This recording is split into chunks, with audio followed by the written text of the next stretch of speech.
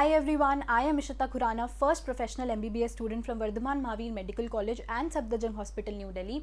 तो बहुत सारे लोग मुझसे रिक्वेस्ट कर रहे थे कि दीदी आप हमें पेपर अटेम्प्टिंग स्ट्रैटेजी बताओ, ये बताओ कि एग्जाम के टाइम पे हम कैसे टाइम मैनेज करें और मैंने कैसे टाइम मैनेज किया था जिससे हम बेस्ट रिजल्ट ला पाएँ, जितना हमने पढ़ा है हम उसको बहुत अच्छे से पेपर में प्रेजेंट कर पाएँ और हम अपना मैक्सिमम स्कोर कर पाएँ। तो वो मैं आज आपको बताने वाली हूँ और साथ में मैं अपना खुद का नीट 2019 का जो पेपर था वो भी मैं आपको दिखाऊंगी कि कैसे मैंने एक्चुअल में वो चीज़ें अपने पेपर में अटेम्प्ट की थी और कैसे मैंने यूज़ की थी। उससे पहले एक अनाउंसमेंट है जो आपके लिए आई होप आप सुन के बहुत खुश हो गए। बहुत सारे स्टूडेंट्स मुझसे रिक्वेस्ट कर रहे थे कि दीदी मैंने बायोलॉजी की अनअकैडमी पे क्लासेस स्टार्ट की थी, तो बहुत सारे स्टूडेंट्स मुझसे रिक्वेस्ट कर रहे थे कि दीदी आप हमें केमिस्ट्री पढ़ाओ, हमारी केमिस्ट्री बहुत वीक है, फिजिकल केमिस्ट्री हमसे नहीं होती है, ये हमसे नहीं हो पाते हैं टॉपिक्स। तो मैंने क्या किया है, मैंने सोचा कि मैं केमिस्ट्री अगर लोगों को ज़्यादा बेनिफिट उससे होगा तो मैंने केमिस्ट्री की क्लासेस स्टार्ट की हैं। आज जो पहली क्लास थी मोल कॉन्सेप्ट पे थी, उसमें हम क्या करने वाले हैं, हम बेसिकली थ्योरी पोर्शन, थोड़ा सा थ्योरी पोर्शन करेंगे और कॉन्सेप्ट को समझेंगे और उससे रिलेट करके बहुत सारे क्वेश्चंस करेंगे। ऐसा नहीं होगा कि हम सिर्फ थ्योरी कर रहे हैं तो ऐसा कुछ लोग जिनकी तैयारी है उनको लगे कि हमारा टाइम वेस्ट हो रहा है, ऐसा नहीं होने वाला। कॉन्सेप्ट्स को रिवाइज करेंगे, फॉर्मूलाज को रिवाइज करेंगे मेनली, और उसके बाद हम क्या करेंगे, हम क्वेश्चंस करेंगे और मैं क्वेश्चन आपको एक्सप्लेन करूंगी जिससे कि जिनको नहीं आता है वो भी सीख जाए वो क्वेश्चन। तो आप ज़रूर वो अटेंड कर सकते हो। कल की जो क्लास होने वाली है वो मोल कॉन्सेप्ट में जो कॉन्सेंट्रेशन टर्म्स हैं, नॉर्मेलिटी, मोलारिटी, इक्विवेलेंट मास, ये सब में बहुत लोगों को दिक्कत आती है, जो कि सॉल्यूशंस में भी आपका यूज़ होगा, 12th में जो आपका इक्विलिब्रियम में भी यूज़ होगा, बहुत सारी जगह भी यूज़ होगा। तो आप वो क्लास ज़रूर अटेंड कर सकते हो। वो प्रॉबेबली 12:30 के आसपास होगी कल, तो आप वो क्लास ज़रूर अटेंड करके देख सकते हो और बिल्कुल फ्री है क्लास, कोई भी पेड क्लास नहीं है, बिल्कुल फ्री है। अनअकैडमी आप डाउनलोड कर सकते हो। अब मैं आपको बताऊंगी कि पेपर अटेम्प्टिंग स्ट्रैटेजी कैसी होनी चाहिए, मेरी स्ट्रैटेजी कैसी थी जिससे मैं एक मैक्सिमम आप स्कोर कर पाओ। तो देखो, 2-3 चीज़ें जो मैंने अपने पहले अटेम्प्ट से सीखी थी ना, वो मैंने कहीं ना कहीं उससे बहुत कुछ सीखा था, बहुत कुछ सीखा था मैंने उससे। तो एक चीज़ तो मैंने जब मेरा पहला अटेम्प्ट था नीट 2018 में, तो मुझे ऐसा लगता था कि मेरे को बायो याद नहीं रहती है और मेरी फिजिक्स फिर भी स्ट्रॉन्ग है, मैं क्वेश्चन सॉल्व कर पाऊंगी काफ़ी, मुझे ऐसा लगता था। तो हुआ ये कि मैंने अपना पेपर जो है वो मैंने फिजिक्स से ही स्टार्ट किया, क्योंकि मैं तब फिजिक्स से स्टार्ट करती थी, मुझे ऐसा लगता था कि फिजिक्स पहले कर लेनी चाहिए मुझे। बट अब ये हुआ कि जब नीट का पेपर आया और नीट 2018 का जो पेपर था उसमें कैलकुलेशन थोड़ी लेंदी थी और कुछ क्वेश्चन, तब मेरी तैयारी भी शायद इतनी अच्छी नहीं थी, तो मैंने जो शुरू के क्वेश्चन किए वो ऐसे चैप्टर्स में से आ गए जो मेरे स्ट्रॉन्ग नहीं थे, तो जो मेरे वीक टॉपिक्स थे। तो स्टार्टिंग के मेरे क्वेश्चन मेरे पेपर में वो आ गए, तो मैंने जब वो किया और मेरा इतना कॉन्फिडेंस गिर गया कि मैं जितने क्वेश्चन मुझे आते थे वो भी नहीं कर पाई। उसके बाद मैंने केमिस्ट्री की उसके बाद मैंने बायो की थी, बायो भी मैंने कर ली। उसके बाद मेरा केमिस्ट्री के बहुत सारे क्वेश्चन रह गए थे जो मेरे से हुए ही नहीं सॉल्व, या जो मुझे आते थे वो भी मैं जल्दी में गलत कराई। तो उसके बाद ना मैंने एक चीज़ सोच ली थी कि अगले साल जब मैं पेपर दूंगी ना तो मैं बायो से ही स्टार्ट करूंगी, क्योंकि ना फिजिक्स एक ऐसा सब्जेक्ट है जिसमें टफ क्वेश्चन अगर आ गया ना और आपने स्टार्ट फिजिक्स से कर दिया, आपको ज़्यादा टाइम लग गया, तो आपका बायो और केमिस्ट्री पे बहुत इफेक्ट पड़ता है। तो ये चीज़ मैंने तभी सीख ली थी कि ये तो मुझे करना ही नहीं है, चाहे मेरा फिजिक्स कितना भी स्ट्रांग हो जाए, पेपर तो मैं बायो से ही स्टार्ट करूंगी। बाकी आपकी चॉइस है, वो आपके ऊपर डिपेंड करता है। मैं अपनी स्ट्रैटेजी आपको बता सकती हूँ और आप अप्लाई करके देख लो, जो आपको बेटर लगे आप वो यूज़ कर सकते हो। बट मेरी तरह से मुझे ऐसा लगता है कि यही बेस्ट है, क्योंकि मैंने एक्सपीरियंस किया था अपने साथ, एग्जाम हॉल में ये होता है बहुत। तो अब मैंने क्या किया, फिर मैंने ये चीज़ को चेंज की पूरे साल, और जितने भी मैंने टेस्ट दिए, चाहे वो छोटे टेस्ट हो, चाहे वो मतलब ऐसे हाफ सिलेबस टेस्ट हो या फिर टॉपिक वाइज टेस्ट हो, हमेशा मैंने बायो से ही स्टार्ट किया, क्योंकि मुझे ऐसा लगता था मुझे ये ट्रेन करना है अपने आप को कि मैं बायो से ही स्टार्ट करूँ और अपना बेस्ट दे पाऊँ। तो आप क्या करो कि जैसे मैंने क्या किया था, मैंने बायो स्टार्ट कर लिया। बायो करने के बाद मैं क्या करती थी, केमिस्ट्री करती थी, और केमिस्ट्री में भी मैं पहले इनऑर्गेनिक और ऑर्गेनिक के क्वेश्चंस कर लेती थी सारे, जैसे जो डायरेक्ट क्वेश्चंस है, बायोमोलिक्यूल्स हो गया, पॉलीमर्स हो गया, इनके जो क्वेश्चंस है वो मैं पहले कर लेती थी। तो बेसिकली बायो का पूरा हो गया और उसके बाद केमिस्ट्री के आपने वो वाले क्वेश्चंस भी कर लिए, मतलब जो थ्योरेटिकल क्वेश्चंस हैं। अब बहुत लोग ये पूछ सकते हैं कि आप हमें ये बताओ कि हम OMR कैसे फिल करें और OMR हम कब कब फिल करें। तो मैं आपको बताती हूँ कि जैसे मैंने ऐसे किया था, जैसे मान लो ये मेरा पेपर है नीट 2019 का पेपर है, तो जैसे ये 2 पेज है, तो आप ऐसे कर सकते हो कि जैसे मैं ऐसे भी कर लेती थी कभी कभी कि जैसे मैंने पूरा 1 पेज कर लिया या पूरा आपने 2 पेज कर लिया, उसके बाद मैं OMR फिल कर लेती थी उन क्वेश्चंस की। फिर उससे क्या होता है कि उससे ना आपके ब्रेन को थोड़ा सा ब्रेक मिल जाता है कि क्वेश्चन किए फिर आपने OMR भर दी, तो हल्का सा ब्रेक मिल जाएगा आपको कुछ सेकेंड्स का। उसके बाद मैंने क्या किया, नेक्स्ट पेज खोला और नेक्स्ट दोनों पेजेस के क्वेश्चंस कर लिए। तो मैं ऐसे साथ साथ OMR भर लेती थी। उससे ना एक फ़ायदा ये रहता है कि आपकी OMR में गलती नहीं होगी, तो एटलीस्ट आपके वो वाले मार्क्स नहीं गए। अब कुछ लोग क्या करते हैं कि बायो में ना जब आप OMR भरोगे या तो, और अगर स्टार्टिंग में भरो तो बहुत लोग ना बार बार सोचने लग जाते हैं कि यही आंसर था, या ऑप्शंस में कंफ्यूज हो जाते हैं।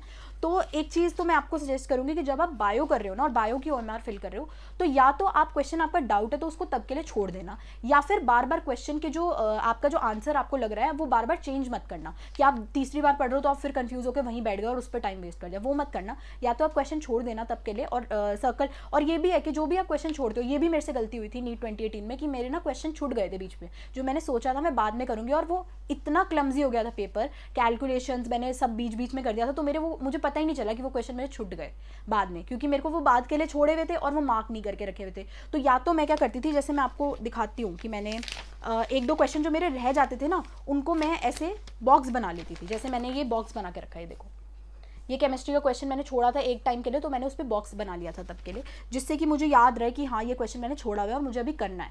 तो बहुत ध्यान से मार्क करके रखना चीज़ों को। और उसके अलावा ये चीज़ हो गई, बायो के आपने 2-2 पेज के बाद भर लिए। अब क्या करोगे कि आपकी बायो, मान लो आप भर रहे हो OMR, आपने एक बार पूरी बायो कर ली और 2-3 डाउट के क्वेश्चन रह गए, या तो आप वो डाउट के क्वेश्चन तभी करके खत्म करो, और या फिर आप क्या कर सकते हो कि आप केमिस्ट्री के इनऑर्गेनिक ऑर्गेनिक के कर लो सारे और OMR भी भर लो, फिर आप बायो के एक बार दोबारा देख लो, या आप पेपर के एंड में देख सकते हो। वो आपके ऊपर डिपेंड करेगा। जब आप पेपर की प्रैक्टिस करोगे तो आपको खुद समझ आएगा कि आपके लिए क्या बेटर वे है। अब आपने केमिस्ट्री के ऑर्गेनिक इनऑर्गेनिक भी कर लिए, फिर आप क्या करो, फिजिकल के क्वेश्चंस कर लिए, फिजिकल के भर लिए फिर OMR में। अब बहुत ध्यान से भरना, ये मत करना कि आप, बहुत लोग ऐसे करते हैं ना कि अच्छा 3, 2, 1 और फिर 3, 2, 1 ऐसे भर देते हैं सीक्वेंस में, ये मत करना, क्वेश्चन वाइज ही फिल करना OMR। तो जैसे फिजिकल के क्वेश्चन करो तो ध्यान से क्वेश्चन नंबर डालो और क्वेश्चन सॉल्व होते गए, आंसर आते गए, करते गए OMR। अब क्या करो कि फिजिक्स के क्वेश्चन जब शुरू करते हो तो 2-3 चीज़ें ध्यान रखना दिमाग में। फिजिक्स के क्वेश्चन जब तुम शुरू कर रहे हो तो तुम्हें एक तो पहले थ्योरेटिकल वाले जो क्वेश्चन लग रहे हैं, ईजी लग रहे हैं, वो कर लो। उसके बाद वो जो चैप्टर जो तुमने अच्छे से किए हैं और तुम्हें दिख गए ना, क्वेश्चन डायग्राम दिख जाता है, जैसे अगर इलेक्ट्रिसिटी का क्वेश्चन है तो उसमें डायग्राम्स दिख जाते हैं कि हाँ ये, या मैग्नेटिज्म का क्वेश्चन है, वो पहले कर लो। जो तुम्हें आते हैं, जो तुम्हारे टॉपिक स्ट्रॉन्ग है, वो कर लोगे ना, तो तुम कॉन्फिडेंस के चक्कर में गिरोगे नहीं और तुम्हारे वो क्वेश्चन नहीं बचेंगे। तो तुमने बायो कर ली, केमिस्ट्री कर ली, उसके बाद तुमने फिजिक्स के जो क्वेश्चन तुम्हें आते थे, जो चैप्टर स्ट्रॉन्ग है, जो तुम्हें लग रहा था कर सकते हो, वो करो। और ये नहीं कि जो क्वेश्चन नहीं आता उस पर रुक गए, उसको छोड़ दो अभी के लिए। मार्क पर बहुत अच्छे से करना, ये मैंने गलती की थी, मेरे क्वेश्चन छूट गए थे, मुझे बाद में पता चला था कि ओ ये तो मुझे करना था पर मेरा रह गया। ये गलती मत करना, इसीलिए मैं ये वीडियो मैंने बनाई है ताकि मैं तुम्हें बता सकूं। तो फिजिक्स के भी तुम ऐसे ही क्वेश्चन करना, पहले ईजी, फिर उसके ईजी मतलब जो तुम्हारे टॉपिक स्ट्रॉन्ग है, थ्योरेटिकल है, ये सारे कर लिए। तो एटलीस्ट हमारे वो चीज़ें हमने कर ली जो हमें आती थी। अब हमारा डिफिकल्टी लेवल है, या अब हमारे जो क्वेश्चन हमने चैप्टर नहीं किया, हम उसके ट्राई करेंगे। ऐसे करके तुम अपना पेपर करो। OMR भी साथ साथ, मेरे अकॉर्डिंग जो मैंने किया था वो यही था, मैंने OMR साथ साथ में ही भरी थी। अब उसके अलावा ना मैं 2-3 पॉइंट्स जो बताती हूँ कि आपको करने चाहिए, आपको पेपर कैसे सॉल्व करना चाहिए। मैंने बार बार बोला था कि मैं एक वीडियो बनाऊंगी, उसमें बताऊंगी। तो मैंने बोला था कि जब आप बायो के क्वेश्चन करो ना, तो हम ऑप्शंस में भी काफ़ी जगह कंफ्यूज जाते हैं और हम ऑप्शन या तो पढ़ते नहीं हैं। तो सिली मिस्टेक्स और इन सब को अवॉइड करने के लिए क्या करो कि जो क्वेश्चन है ना, उसको ना मतलब अच्छे से कीवर्ड्स को सर्कल करो। मैं तुम्हें दिखा देती हूँ कि मैंने एक्चुअल में वो चीज़ें बहुत की हैं। ये देखो ये क्वेश्चन देखोगे, इसमें कैन नॉट को कर रखा है सर्कल, बहुत सारी चीज़ों को मैंने सर्कल कर रखा है इसमें। और ये भी देखना कि जैसे जैसे ये क्वेश्चन देख लो, अब इसमें जो नहीं है आंसर उसको मैंने क्रॉस कर रखा है और बहुत क्लियरली टिक किया हुआ है, तो ताकि मुझे करेक्ट इनकरेक्ट स्टेटमेंट भी पता चल पाए। तो इसलिए ना ये बहुत ज़्यादा ज़रूरी है कि तुम मार्क बहुत अच्छे से करो क्वेश्चन को, कि क्रॉस करो जो नहीं है आंसर, और जो सही है उसको बिल्कुल प्रॉपरली सही करते जाओ, और एक एक वर्ड अच्छे से पढ़ो। अब उससे क्या होगा कि अगर तुम्हारा बहुत लंबा क्वेश्चन है, अब तुमने एक बार वो पूरा क्वेश्चन पढ़ लिया, अब तुम्हें ना थोड़ी देर बाद क्या हुआ, तुमने वो छोड़ दिया कि चलो लास्ट में कर लेंगे वो क्वेश्चन। जब तुम दोबारा जाओगे ना, तो तुम्हें दोबारा पूरा क्वेश्चन पढ़ना पड़ेगा, तो वहाँ तुम टाइम वेस्ट कर रहे हो। तो इससे अच्छा है जब तुम पहली बार पढ़ो ना, तो क्वेश्चन को हाईलाइट करके की पॉइंट्स कर लो। फिर जब तुम अगर बाद में भी रेफर करोगे ना, तो तुम्हें बस की पॉइंट्स देखोगे और एकदम क्वेश्चन याद आ जाएगा कि अच्छा हाँ ये था, और ये कर दोगे आंसर। ये चीज़ ध्यान रखना। उसके अलावा फिजिक्स की जो कैलकुलेशंस होती है ना, फिजिक्स की कैलकुलेशंस के लिए क्या करना कि बॉक्सेस ज़रूर बना लेना। जो भी डाउट, जो भी मतलब तुम सॉल्व करते हो उसके अराउंड बॉक्स बना लेना। या फिर मैंने देखो एक चीज़ और करी थी, हालांकि मेरी ये चीज़ पेपर में यूज़ नहीं हुई क्योंकि मेरे ख्याल से इतना कैलकुलेटिव पेपर नहीं था। मैंने ये पहले ही लाइंस बना के रखी थी कि जब मैं क्वेश्चन नंबर डाल के ही मैं सॉल्व करूँगी, क्योंकि ना ये भी मेरे से गलती हुई थी कि जब मैंने नीट 2018 दिया था तो उस टाइम पे क्या हुआ था कि मैंने ना जो कैलकुलेशन की तो वो जगह नहीं बची थी पेपर में, और लास्ट के में बहुत मेरे को दिक्कत हो रही थी और मैंने बहुत क्लमजी कर दिया था। तो बायो में मैंने कैलकुलेशन की, कोई क्वेश्चन की मैंने कहीं और की, तो फिर जब अगर मेरा वो क्वेश्चन रह गया था ना और मैं बाद में करती थी तो बहुत कन्फ्यूजन हो जाता था बहुत ज़्यादा। तो इसलिए ये चीज़ अवॉइड करने के लिए पहले या तो लाइन्स बना लेना या जो भी जगह उसमें बॉक्स ज़रूर बना लेना, और क्वेश्चन नंबर जैसे अगर क्वेश्चन के सामने करो तो कोई दिक्कत नहीं है, पर अगर पीछे करो तो क्वेश्चन नंबर लिख लेना, जिससे कि तुम्हें अगर रेफर करना पड़े वो कैलकुलेशन तो तुम्हें वो कैलकुलेशन दोबारा ना करना पड़े और तुम वहीं से देख के आंसर कर पाओ। तो ये कुछ इंपॉर्टेंट पॉइंट्स है जो मुझे लगता है गोल्डन पॉइंट्स कह लो कि तुम्हें पेपर कैसे अटेम्प्ट करना चाहिए। आई थिंक मतलब ये मेरी अप्लाइड स्ट्रैटेजी है जो मैंने खुद अप्लाई की थी, तो इससे आपको बहुत बेनिफिट होना चाहिए। आपको जेन्युइनली लगता है that I am helping you, then do subscribe my YouTube channel. और अभी बहुत जल्दी 10K सब्सक्राइबर्स होने वाले हैं यूट्यूब चैनल पे, तो हम कुछ ऐसे सेलिब्रेशन टाइप भी करेंगे, हम कुछ लाइव क्वेश्चन एंड आंसर का मैं प्लान कर रही हूँ, तो हम देखेंगे वो हम कर सकते हैं। तो और साथ में आप टेलीग्राम चैनल मेरा इशिता फॉर यू ज्वाइन कर सकते हो। एंड टिल देन आप अच्छे से पढ़ाई करते रहो, stay happy, stay healthy and study smart. See you all.